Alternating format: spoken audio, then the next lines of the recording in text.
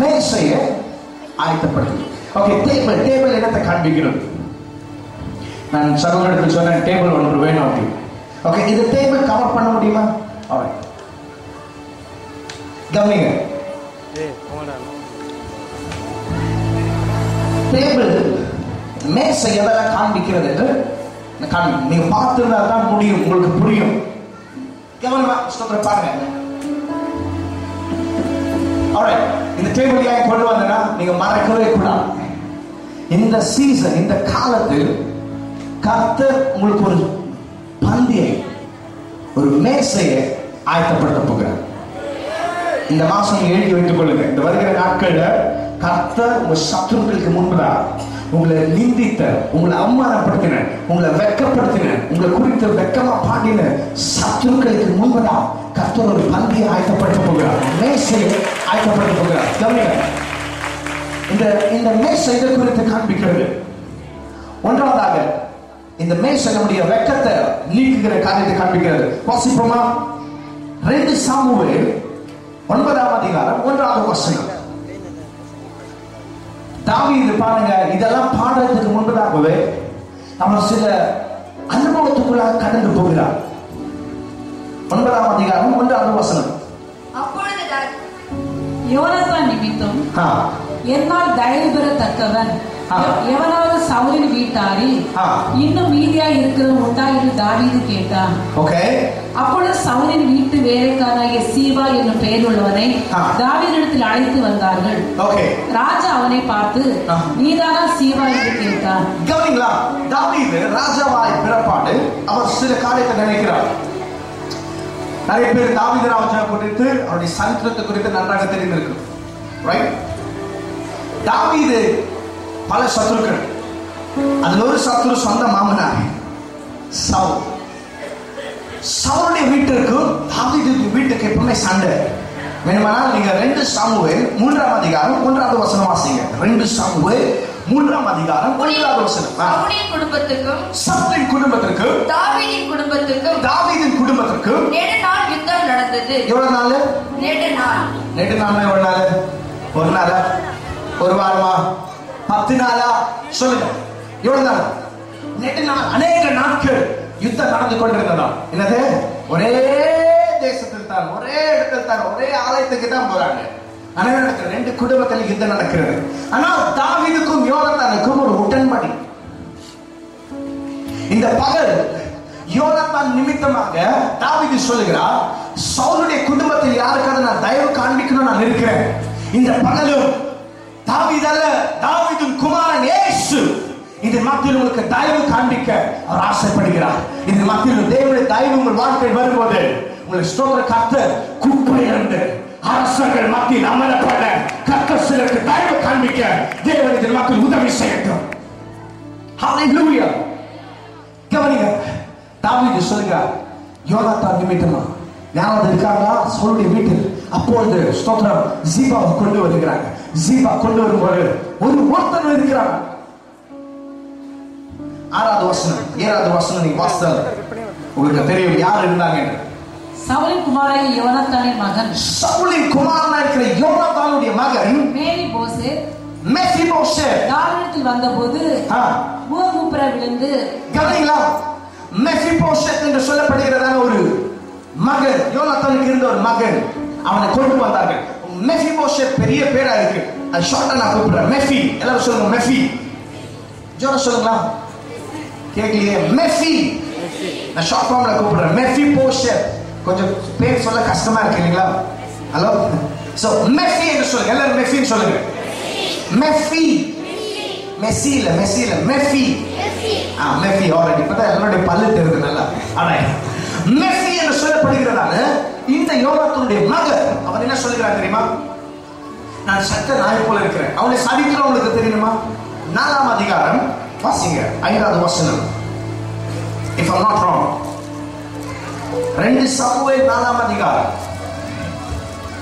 சவுலின் குமாரன் யோனத்தானுக்கு 2 காலம் முடமான ஒரு குமாரன் இருந்தான்.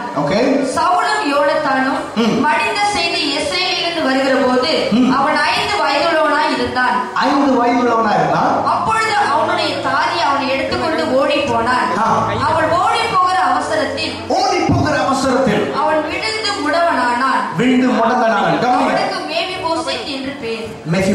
என்று சொல்லப்பட்டதான பேர். கவனிங்க, இங்க அமர்ந்திருக்கிற தேவ ஜனங்க, மெஃபிபோஷேத்தின் நிலைமை சூழ்நிலையில் அநேகர் இருக்கிறீர்கள்.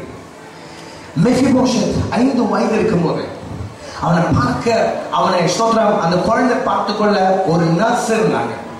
அந்த ஸ்திரீ இந்த குழந்தை தூக்கி கொண்டு ஓடும் போது கீழே போட்டதினால் அவன் முடங்கனான 2 காலம் சரியில்லாமல் போனவன். அநேகருடைய வாழ்க்கை உங்களை பார்த்து கொள்ள வேண்டியவங்க, உங்களை வளர்க்க வேண்டியவங்க, உங்களை வளர்த்தி பெரிய ஆளாக்க வேண்டியவங்க நிறைய பேர் உங்களை கீழே போட்டிருக்காங்க. சில நேரத்தில் 5 வயதில் இருக்கலாம், 10 வயதில் இருக்கலாம், சில நேரத்தில் 15 வயதில் இருக்கலாம். என்ன தெரியுமா? நீ உருப்பட மாட்ட, நீ நல்லா மாட்ட, நீ எப்பவுமே சாபம் பெற்று இருப்ப. ஹலோ, உன்னால இது செய்ய முடியாது. நான் பாட்டு பாடுறப்போ ஃபர்ஸ்ட் டைம் நான் ஒரு கன்வென்ஷன் பாட போறேன். பிராக்டிஸ் பண்றப்போ ஒரு நபர் ஓடி வந்து சொல்றாங்க, நல்லா பாடுறாங்களா, நான் போல கத்துறாங்க. எப்படி இருக்கும்? ஹலோ, உன்னால எதுவும் செய்ய முடியாது, உன்னால பிரசங்கம் பண்ண முடியாது, உன்னால ஊழியம் பண்ண முடியாது, பிசினஸ் பண்ண முடியாது, உன்னால் ஆகாது. எல்லாரும் உங்களை லேமாக்கிற, உங்களால் நடக்க முடியாம, சொந்த காலில் இருக்க முடியாம அநேகர் உங்களை கீழே போட்டிருக்காங்க. எவ்வளவு பேர் அந்த மாதிரி சூழ்நிலை இருக்கும் போது சில நேரத்தில் அப்பாவுடைய சாபத்தை கேட்டு இந்த மக்கள் வளர்ந்திருக்கிறான். அப்படிதானே? இந்த பகல் நிறைய பேர் யோசிக்கிறீங்க, பிரதர் என்ன குறித்து தான் சொல்றீங்க? அப்பா அம்மாவுடைய சாபம், பாட்டி தாத்தாவுடைய சாபம், நீ நல்லாகவே மாட்ட, உருப்பட மாட்ட. உங்களுடைய ஸ்கூல்ல உங்களுக்கு கற்றுக் கொடுத்த டீச்சர் கூட பார்த்து சொல்லிருக்கார், நீ உருப்பட மாட்ட. இந்த பகல் யாராவது சாபம் கேட்டு வளர்ந்திருக்கீங்களா? சாபம் கேட்டு பெரிய ஆளாக வேண்டிய நீங்க, சாபம் கேட்டு உங்கள் கால்கள் ஸ்தோத்திரம் முடங்கனாய், வாழ்க்கையில் ஸ்தோத்திரம் எப்பொழுதும் தோல்வி, மேலே வர முடியாத சூழ்நிலை. இந்த பகல் நமக்காக சிலுவை சாபமான இயேசு மத்தியில் இருக்கிறார். அவர் அண்டை வந்தால் சாபங்களை உடைக்க அவரால் கூடும். எத்தனை பேர் சொல்றீங்க, இயேசுவே நான் வரப்பா, என் மேல் இருக்கிறதான பாரம்பரிய சாபங்கள், பெற்றோர்கள் சொன்னதான சாபங்கள் உடைக்கப்படும் சுவாமி.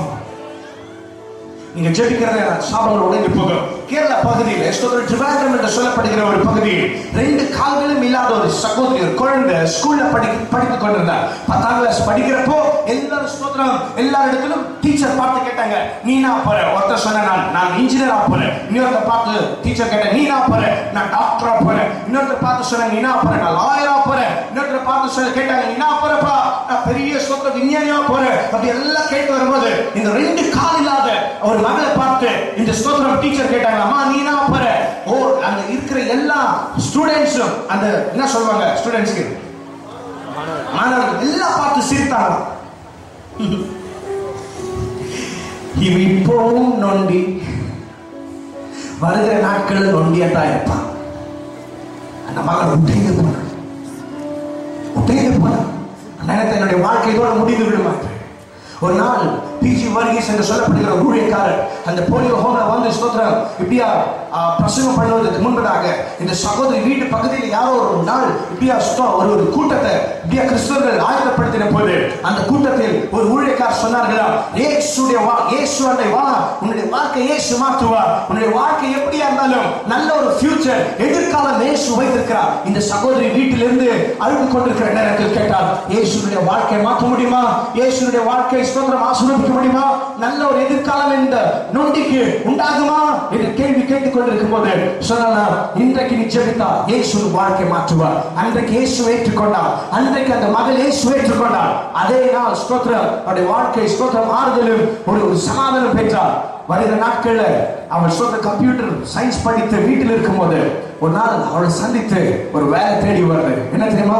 கம்ப்யூட்டர் சயின்ஸ் படித்து அதே பட்டணத்தில் பெரிய உயர்ந்த இடத்தில் நல்ல ஒரு சம்பளத்தோட எல்லா பார்த்து சொன்ன இடத்தில் நீ நொண்டியாவே இருப்பேன் சொன்ன இடத்தில் கர்த்தர் அவர்களை காட்டிலும் மேன்மையை இடத்தில் தேவன் அந்த மகள் உயர்த்தினார். இது மக்கள் எத்தனை பேர் சொல்ல முடியும்? அநேகர்களை பார்த்து நிந்தித்திருக்கலாம், துக்கத்தோட ஸ்தோத்திரம் உங்களுக்கு துக்கமாகிறது போல, அவமானப்படுத்துகிறது போல பேசியிருக்கலாம்.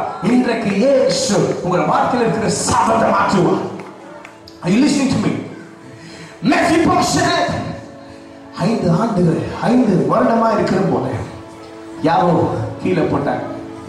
உங்களை பார்த்து கொள்ள வேண்டியவங்க, உங்களை கரம் எடுத்து தூக்க வேண்டியவங்க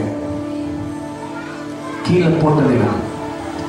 வாழ்க்கை நிமிர சொந்த காலில் கூட நிற்க முடியாத சூழ்நிலை அநேகருக்கு. அப்படிப்பட்ட ஒரு சூழ்நிலை தான் மெஃபிபோஷெத். மெஃபி யாரா இருக்கீங்களா? சாபம் கேட்டு வளர்ந்து யாரா இருக்கீங்களா? தாவீதின் குமாரன் அழைக்கிறார். தயவு காண்பிக்க நான் இருக்கிறேன். ராஜா தாவீது கூப்பிடுறார். மெஃபியை கூப்பிட்டு கொண்டு வரும்போது என்ன தெரியுமா சொல்றாரு? வாசிங்கம்மா 9ஆம் வசனம் 2 சாமுவேல் 9ஆம் அதிகாரம் 6-7 வாசா. மெஃபி சொல்கிறார், நான் செத்த நாயை போல. அப்படியான உங்களை தாழ்த்தி கொள்ளுகிறீங்களா? ஹலோ பிரதர், நான் புழு, நான் புல்ல போல இருக்கிறேன். எனக்கு படிப்பறிவு எதுவும் இல்லை. நான் கஷ்டத்தில் இருக்கிறேன். நான் என்னால் எதுவுமே முடியாது அப்படின்னு சொல்றதுக்கு யாரும் இது மாதிரி இருக்கிறது. ஆனால் இன்றைக்கு இயேசுவோட வாங்க. இயேசு உங்களுக்கு ஒரு தயவு காண்பிக்க போகிறார். உங்கள் சூழ்நிலையை மாற்ற முடியும். அவரால் கூட வாசிங்கமா. அப்பொழுது அவன் வணங்கி, செத்த நாய் போல் இருக்கிற என்னை நீ நோக்கி பார்க்கிறதற்கு நான் நோக்கி பார்ப்பதற்கு உமது அடியான் எம்மாத்திரம் என்றான். ராஜா சவுலின் வேலைக்காரனாகிய சீபாவை அழைப்பித்து அவனை நோக்கி, சவுலுக்கு அவன் வீட்டார் எல்லாருக்கும் இருந்த யாவையும் நீ எஜமான குமாரனுக்கு கொடுத்தேன். ஆகையால் நீ உன் குமாரையும் உன் வேலைக்காரையும் கூட்டிக் கொண்டு உன் எஜமான குமாரன் புசிக்க அப்பம் உண்டாயிருக்கும்படி அந்த நிலத்தை பயிரிட்டு அதன் பலனை சேர்ப்பாயாக. உன் எஜமான குமாரன் மேல்போசேத் நித்தம் என் பந்தியிலே அப்பம் புசிப்பான் என்றான். நித்தம் என் பந்தியிலே அப்பம் புசிப்பான் என்றான். எவ்வளவு பேர் கவனமா கேட்டிருக்கீங்க?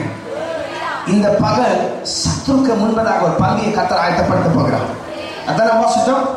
மெஃபிபோஷெத்துக்கு தாவீது சொல்லுகிறார், நித்தமும் ஒரு நாள் இல்லப்பா. எவ்வளவு பேர் உங்களுக்கு சொந்தக்காரர் இருக்காங்க? சொந்தக்காரர் இருக்கிறவங்களா? கரங்களை நல்ல ஹல்லேலூயா சொல்றீங்களா? நிறைய பேர் பாத்தீங்களா, பாதி கூட கை தூக்க மாட்டீங்க.